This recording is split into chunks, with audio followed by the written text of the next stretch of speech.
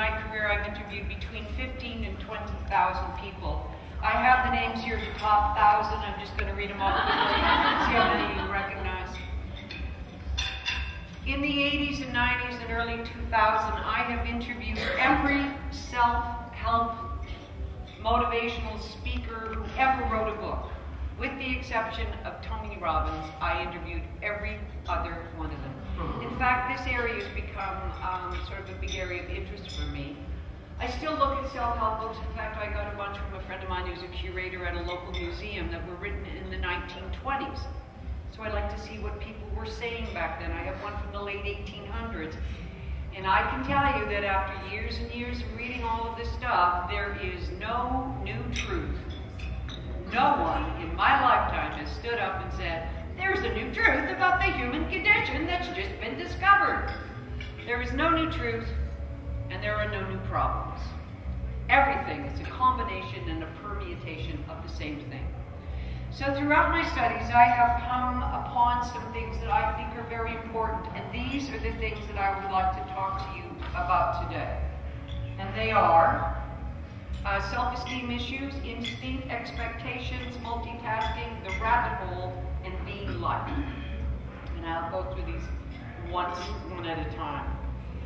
The thing I want to start with is self-esteem, because I have come to know over the years that the biggest plague upon the land, and the thing that most of us have in common, and most of us have, including yours truly, is low self-esteem issues.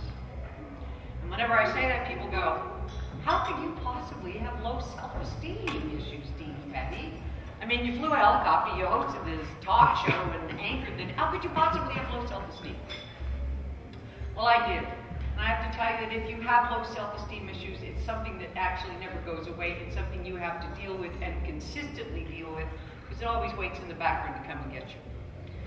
Most of us have low self-esteem, and it's because in my figuring it all out, when you look at the number of us who come from dysfunctional family backgrounds, and dysfunctional families include those families in which there is an addiction to drugs, legal or street drugs, bearing in mind that addiction to prescription drugs is still the biggest addiction on the planet.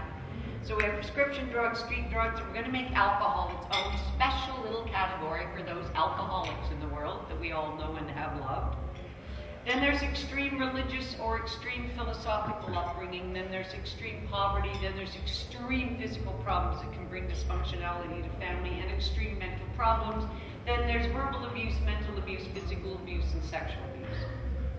If you total up the number of us who come from families where those problems existed, it is a lot more than 50% of us.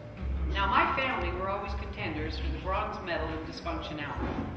We never won, but we were there year after year as contenders. The thing about low self-esteem is, and I'm going to tell you exactly how it starts and how you get it and how to get rid of it and deal with it. So here's how it starts. If you come from a dysfunctional family background in which one of those problems exists, and you are treated in your family with disrespect, you are so stupid. You never hear anything I say. You can never do anything right. Everything you do is wrong. You are too fat. You are too ugly. You are too slam, bam, bang. You learn that it's okay to disrespect yourself. And there's the lesson. It's okay to disrespect yourself.